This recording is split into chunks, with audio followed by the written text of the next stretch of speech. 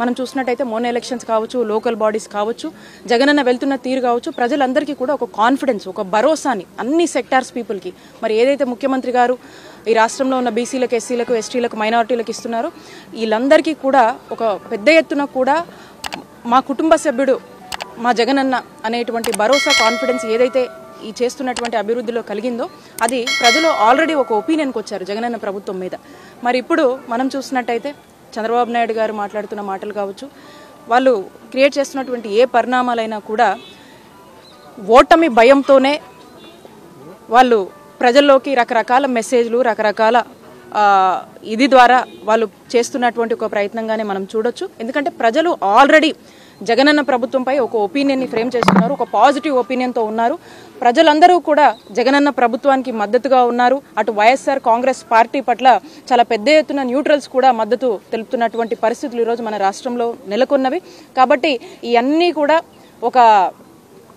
ఒక falls opinions కావచ్చు, ఒక మ్యానిపులేటెడ్ పద్ధతిలో కావచ్చు, లేదా ఒక మిస్ ఒపీనియన్స్, ఒక రాంగ్ ట్రాక్ పట్టించే దిశగా చంద్రబాబు నాయుడు గారు ఏదో ఒకటి మాట్లాడుతూ ఉంటారు. కాబట్టి ప్రజలు ఎవరూ కూడా దీన్ని నమ్మే పరిస్థితిలో లేదు. ఆల్రెడీ క్రెడిబిలిటీ కోల్పోయినటువంటి పార్టీగా ఈరోజు టీడీపీ పార్టీని ప్రజలు చూస్తూ ఉన్నారు.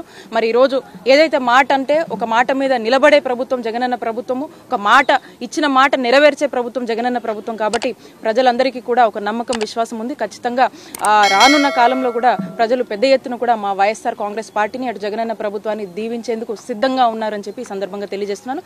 ఎవరు కూడా చంద్రబాబు నాయుడు గారు చెప్తున్నటువంటి మాటలు కానీ, ప్రబల్గాలు కానీ, పలికే ప్రబల్గాలు కానీ వాళ్ళకి నమ్మే పరిస్థితిలో లేరని చెప్పి ఈ సందర్భంగా తెలియజేస్తున్నారు. ఇంకో మాట అడుగుతున్నా, ఇప్పుడు ఒకటి ఇంట్లో చెత్త ఉందండి, ఇప్పుడు నా ఇంట్లో చెత్త ఉంది, ఆ చెత్త తీసుకుని వేరే ఇంటి, మా పక్కన ఇంటి ముందు వేస్తే అది బంగారం అవుదు కదా స్వామి.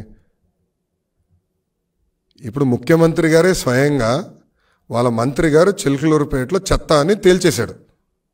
మంత్రి గారే చెత్త అన్నాడు, అంతే కదా అని అర్థం. ఆమెను తీసుకెళ్ళి గుంటూరు వెస్ట్లో వేస్తే బంగారం అవుదు కదా. అంటే అక్కడ చేసిన తప్పులు ఇక్కడికి వస్తే ప్రజలు గుర్తుండదా? ప్రజలు గమనించారా?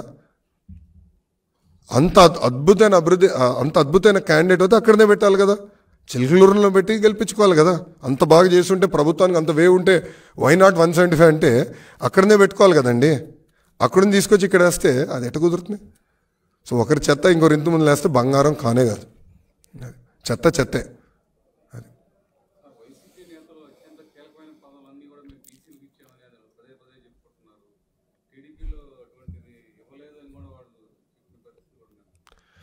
అన్న వాస్తవాలు నాకన్నా మీకే బాగా తెలుసు.